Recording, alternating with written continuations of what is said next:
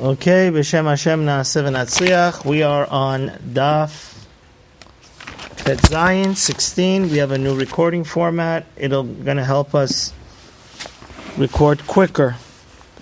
We're gonna do the last few words on the previous Daf. 30. Amar Reb Chama bar Chanina Lama Nisbecha Ohalim Lenachalim. Why in the Torah in chapter 24 of Bamidbar? The pasuk says, "Kenachalim natuka olim nata," what's relationship and correlation does tense have to rivers? Dichtiv kenachalim natui keganot ale nahar kalim nata lomar lecha ma nachalim ma'alin et adam mituma letahara. Just like if you go to the mikveh inside a river, it takes you from a state of impurity to purity, to be spiritual pure. Af ohalim, just like Yaakov, it says Ish tam yoshev ohalim. The symbol of Torah learning is our patriarch Yaakov, the avot that was always learning Torah. And by the same token, whoever, Rashi says, Bate Midrashot, whoever's in the tent of study, like Yaakov Avinu was, Ma'alin et Adam mikaf chova lekaf sechut. By learning Torah, it's going to bring you to kaf sechut, to make you full of merit, and not, God forbid, be on the side of sin, but rather on the side of zechut. The Grozal here explains that just like a mikveh, even one of your hairs or 1% of your body can't be located outside. By the same token, when you learn Torah, you have to put 100% of your focus and amelut and toiling and concentration in the study of Torah. Not be distracted. It says, HaKoreh lemafreya lo yatsa. Rabbi Yomi Berachot Talmud Ganya de Rabbi Lazar. It says that Rabbi Yomi and Rabbi Asi were making the wedding chuppah of who? Rabbi Lazar. Amar lehu adahachi v'hachi aizal v'ishma milta de midrash avati emelechu. He said, why waste time? Even on my wedding day, let me go to the bed midrash while you guys are setting up my wedding canopy, my chuppah. I'll go learn something in the study hall, in the yeshiva. Azal ashkach letane de kamed Rabbi Yochanan karav v'tav ve'enu yodeh lechanta be'emsa perak yachzor l'rosh.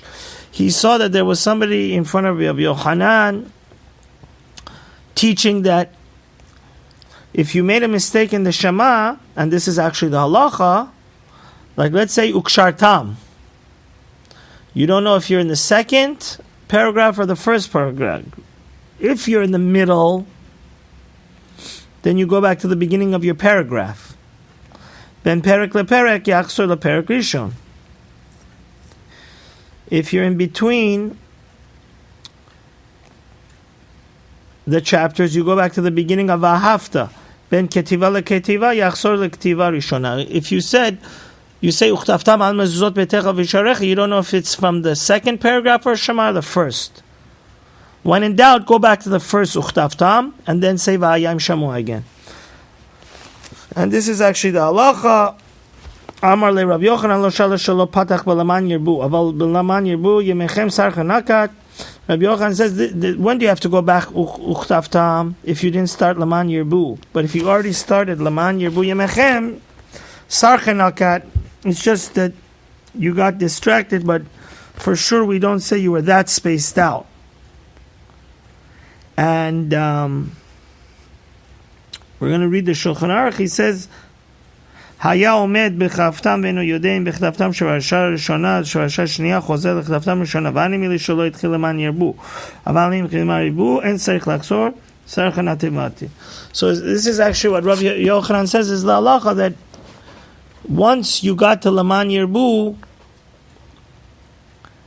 Rashi says, "Sarcha nakat ve'en lit'ot mikan ad emet v'yatziv ve'en tzarich lachzor ela la'emet she'aparasha shegrua b'fiv." It says you were reading it so fluently that that's why you got to Laman Yirbu so quickly, so we don't presume that you skip Vayam Shamoa, and therefore, once you get to Laman Yirbu Imechem, you do not have to repeat it. And he came and told this halacha to Rav Ami and Rav Asi. He said, if it was not even not to come to your wedding, just to hear this beautiful halacha, it was enough for us. Mishnah says, workers can say the Shema while they're on top of the tree or on top of the wall. They're not allowed to do such a thing for the Amida prayer. It says, Chatan patur mikriyat Shema laila rishona v'ad motzei Shabbat im lo asa ma'aseh. A groom, since he's so preoccupied of how to do the first mitzvah of the Torah, to be fruitful and multiply, he doesn't need to say Shema from the first night, because they used to get married on Wednesday nights, Wednesday, Thursday, and Friday. If he was not able to consummate his marriage. Rabban Gamliel actually did say Shema the first night he got married. He says, you're contradicting yourself, his students said. You said that the first night a person is absolved from saying the Shema. Amar lahem, he said to them, no. Eni shomea lachem levatel imeni malchut shamayim afilu shah echad. He said, no, I'm not going to listen to you to nullify and void the mitzvah of accepting God's yoke on myself even one night. Gemara. Tanu Rabbanan Haomdim Korim Berosh Ha'ilan Berosh HaNadbach Mitpalel Berosh HaZayit Berosh HaTe'ena. Obviously, a normal person, if he's pricking fruits, he needs to come down and say Shema, not do it on top of the wall where he's painting. But if you're working, you're not allowed to steal from your embezzle money. Stealing time is like stealing. So therefore, this is such a monumentous lesson how honest and integrity we have to have when we work for somebody else and not take coffee breaks the whole day. So even Shema, which is the most important prayer, say it while you're on top of the tree. And praying you're allowed to do on a thick tree that has a lot of leaves, like an olive tree and a fig tree, because there it's sturdy, and you could even pray your Shmona Esrei up there. But other trees which are not sturdy, and you're talking to God, you're not going to have the proper intention. You need to come down. This is all the halacha, verbatim in Shulchan Aruch. But the owner of the business, so a regular random owner of a business that's not a worker, a day laborer, needs to come down for both Shema and Shmona Esrei. We're on the wide lines right now. Rami le Rab Mari Bereda Bat Shmuel Rabba Tanan Omnim Korim Berosh Ha'ilan Uverosh Hanadvach Alma Lo Bai Kavana. You see, you're allowed to say Shema even on top of the tree. That shows you don't need so much concentration. But I'll ask you a contradiction. V'raminu hakoreta Shema sarich she'elven libo shneimar Shema Yisrael. But we said before that you do have to have a lot of kavanah in Shema. That's why we said before, for example, you shouldn't walk while you're saying the first passage of Shema. You should stand steady, still, say the Shema, and then continue walking after. V'la'alan omer hasket u'shema Yisrael ma'alan ba'asket afkan ba'asket. Just like asket means slow down and have proper intention, so here also. Ashtek, he didn't know the answer. Amar le midi shamalach bahai. Amar le, he says, okay, I don't know the answer to this contradiction. Did you know the answer? Amar le hach amar Rav Sheshet va uvehu shebitlan b'malachtan. The reason why here we a little bit sacrifice concentration is because these people, if they want to come down the tree, they're going to cause financial harm to the owner of the business. And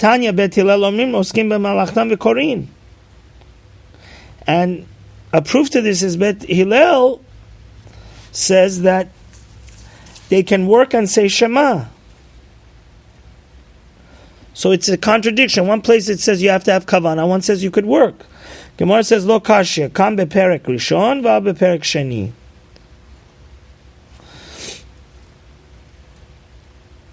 So the first, it's a machloket rishonim.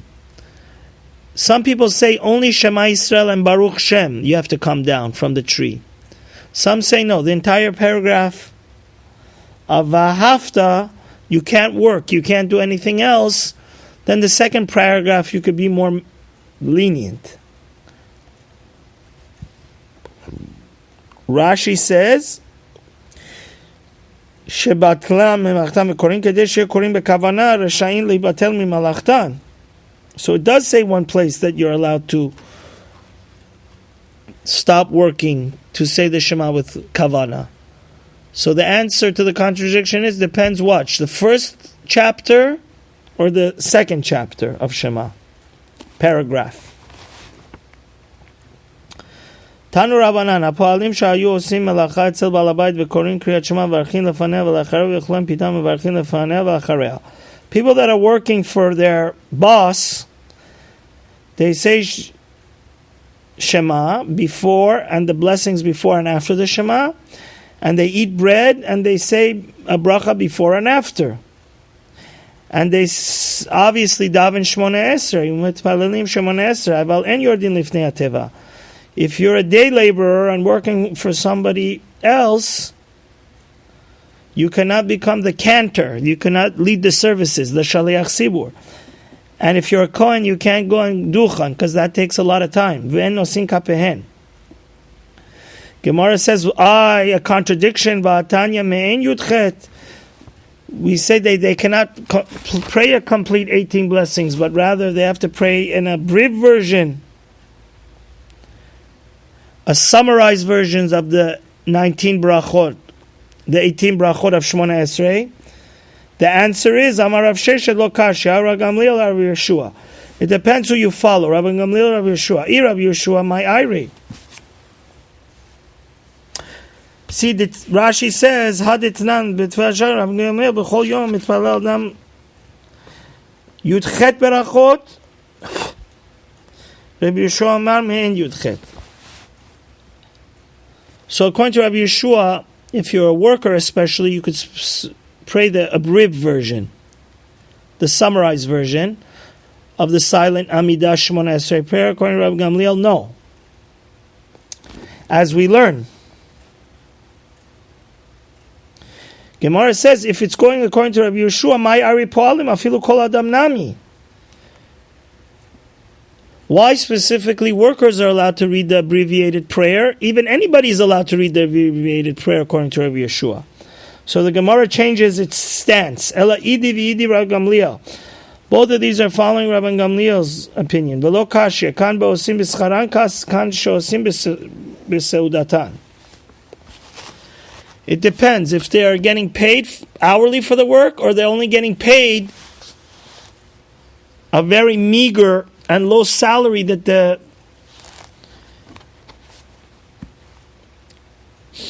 as a payment they're only able to eat breakfast, dinner, and lunch, but they don't get any monetary payment besides the food that they're getting. So Rashi says, if you're getting paid dollar per hour, then you have to pray the abbreviated version of the Shmona Esrei. If not, if he's paying you such a meager salary, then it's basically pennies on a dollar for what a normal wager gets. So you're allowed to be lenient And the halacha is you'd be allowed to pray a full-fledged Shemona Esrei because you're getting paid so little anyways. And a proof to this is Va'atanya Polim Shayosim Belachtan Etzel Balabait Korin Kriyat Shema Pelelin V'Ochlim Pitan. As we see, a regular people that are getting paid, they say their prayers, they say the Shema, they don't make a blessing before. En mevarchin lefanea, val mevarchin alei shtayim. After they eat their bread, they say that only the two blessings of Birkat HaMazon, not the other ones. Keitzad beracha rishona ki tikuna shniya poteach bebirkat haaretz ukolel b'na Yerushalayim ki birkat haaretz. They also read an abbreviated Birkat HaMazon, which means the second blessing, they combine the second blessing of grace after meals with the third blessing of Bonei Yerushalayim. When do they have to do an abbreviated version of the Shemona Esrei and Birkat HaMazon? When they're getting paid $1 for the hour. But if they're only getting paid a meager amount of breakfast, lunch, and dinner for their work, no money, or their boss is also eating with them, which means they could be at ease, they could relax, and they could pray the full-fledged Birkat HaMazon and the full-fledged Shemona Esrei. It says, Chatan patur mikriyat Shema. A Chatan does not have to say Shema. Why? Only when you go on your own way you have to say Shema. But when you're going on a mitzvah to save somebody's life, and time is of essence, then don't say Shema, go save the guy's life. Don't waste a second. When you're going on your own way, pride lechatan. That's saying, when you're going on a way of a mitzvah, you don't have to do the mitzvah of Shema because you want to get married. If you're marrying a virgin woman, you're so worried of how to consummate your marriage and do the first mitzvah of the Torah that you don't have to say Shema. But if you marry a widow that has more experience in the matter of the first mitzvah of the Torah, you don't worry, and therefore you have to do the Shema. Gemara says, "My mashma." How does this indicate this? Amar Rav Papa ki derech. My derech reshut I've hachanami reshut.